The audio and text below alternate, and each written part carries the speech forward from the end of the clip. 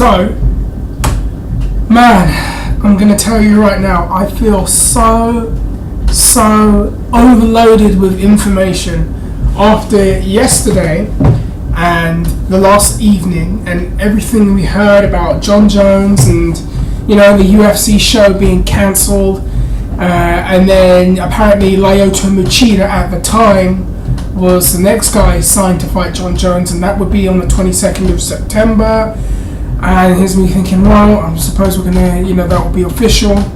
I wake up in the morning, and then I do my stuff. Feel a bit sick now, actually, sorry. And I see that Lyoto Machida has pulled out of the fight with Jon Jones. I'm thinking, oh my god, is this a prank? And then I read further down that Jon Jones will still be fighting, but he will now fight the Phenom Vitor Belfort. No, not the Phenom the Undertaker. The Phenom Vitor Belfort. I was just like, I can't believe what has been going on for the last few days. So apparently there's going to be a statement. If it's not come out already, it should be out in the next couple of minutes or hours, I think, as to why Lyoto Machida couldn't take the fight. It'd be interesting to know what fans think of that now, considering everything that's happened and all the feeling of, what Jon Jones has said.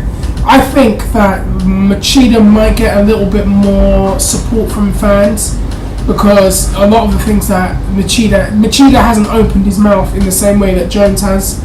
Jones made that comment about, wanting to fight in bigger fights and, be a businessman and all this pay-per-view stuff. And then he was offered a fight with one of the biggest draws in the company and he wouldn't take it. So I'd be interested to know what Machida's reasons were for not taking the fight. But now it makes things interesting because now Vitor Belfort is going to fight him. And I'm thinking, man, Vitor's not fought at light heavyweight in quite some time. And I'm a huge Vitor Belfort fan. And he's been injured. He had to pull out of his fight with Vanderlei due to an injury. And I don't know how much training he's been doing since, but it seems that he's done enough, or he's in shape enough to fight in September. And again, this reminds me of many years ago, and this is one of the things that really won me over with Vitor Belfort. Many years ago, if everyone remembers, there was the Affliction number 3 card, I think it was, and Fedor was supposed to fight Josh Barnett, and unfortunately something happened with Josh Barnett and the drug testing, and there was a few days when no one knew what was going to happen, and Vitor Belfort was the one guy that said, I will fight him, sign me to fight him, I will fight him, sign me to fight him. And I felt that was quite a noble thing that Vitor was going to do, because that was quite a big risk for him. And once again, Vitor has done that, much like Chael Sonnen. Vitor has done that. Vitor has now said, look, I will fight him. Give me the fight with Jon Jones. I'll gladly do the fight. And Vitor did have some success in his early career. He was a heavyweight at first. And Vitor was always going to be groomed as the guy that was going to be was going to be the guy that the UFC were going to build around in the early days. And unfortunately, things happened there. And then he always is, you never know which Vitor's going to show up depending on where his head is. That's always been the biggest question mark with him. And then, he did fight at light heavyweight. And again, he had some success there. Although he did win the belt, the light heavyweight belt from Randy Couture, but it was because of a cut. But Vitor's head was kind of, up and down. And he went to Pride, and he fought in England, fought for Cage Rage. And then he seemed to be rebuilding himself as a middleweight and knocking guys out and basically being the Vitor Belfort of old, the guy that knocks you out in the first round or he doesn't beat you at all. But, going out, putting on, having good fights, rebuilding his name. And I thought for sure Vitor was going to rebuild his name at middleweight, and he was rebuilding his name at middleweight. He had the fight with Anderson Silva. He eventually came back after that, won 2 fights, I think, after that. Did he? Or I could be wrong. Yeah, he did. He beat Akiyama and then he beat Anthony Rumble Johnson, who I'm surprised didn't get a call too. Fat boy can make the way. But now Vitor's going to fight Jon Jones, and you know what? As a fan, I can't help but feel thankful that Vitor's going to take the fight. Again, Vitor is a man's man. Vitor is a warrior. Vitor has a lion's heart.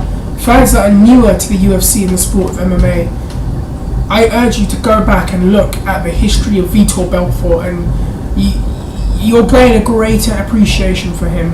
And who knows what's going to happen in this fight. Again, I would favour Jon Jones in this fight, but you never know what could happen. And if Vitor is there mentally and he's ready, you don't know. He could be the guy. I mean, when you think about it style-wise, that's a guy that will move forward aggressively and go for Jon's chin, more so than Rampage. And I think he's got better footwork than Henderson, who's quite flat-footed. I can just see Vitor going after him right away. The one thing is the size difference and the reach difference. There's a dramatic reach difference in this fight. But either way, Vitor's going to be the guy that fights him. Everyone that commented on my video prior to that, thank you. I read all of your comments. Caesar the 8th, thank you for writing down there. Everyone else that was saying what they were saying about Jones, I think it seems to be a universal opinion everybody has. And yeah, keep the comments coming. I just want to promise everybody, yep, I will do a video, a planned video, provided nothing else happens, on Kurt Angle and Daniel Bryan. So if you're a wrestling person or just someone that's interested, feel free to check that out in the next few days. That will be up hopefully by the weekend.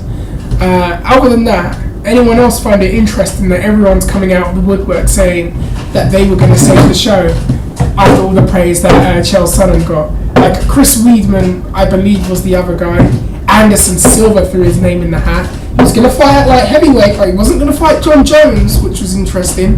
That was another name that was in the mix. Lots of people were saying, oh look, I'll do it. Even the person next to me in the queue when I was getting my milk, she informed me that she was going to fight Jon Jones. I mean, it's ridiculous, but you know what? Been crazy. Hopefully, you don't want to hope that nothing else happens, but why do I have a feeling there's going to be even more? Who knows? It's going to be interesting to see now the relationship between Dana White and Jon Jones and how that's going to be repaired. And for Jon Jones, considering he's always been protective of his image and they want him to, you know, he's a wrestling term, get over as a likable person, and now he's done something that is not like, you know, the evilest thing in the world, but something that's not going to help his image. It makes you very interested. It makes me interested to see how he's going to come across. Now, to me, the big challenge for Jon Jones now is how he handles the situation. If he handles this situation like a punk, then people are going to dislike him even more. But if he mans up and handles the situation like a man, then it's going to be, you know, people are eventually going to warm to him. Anyways, I'm going to stop right there, get my breath back, get my voice back, drink my Yasmin tea, and I hope to hear from everybody and see your comments in a few minutes or hours or whatever have you. Take care, and also, just let me know, what do you think is going to happen with Vitor Belfort and Jon Jones? And is Vitor taking a huge risk in doing this, or should he stay at middleweight? Write your comments, take care, rate, share, subscribe, and I will be gone now. Goodbye.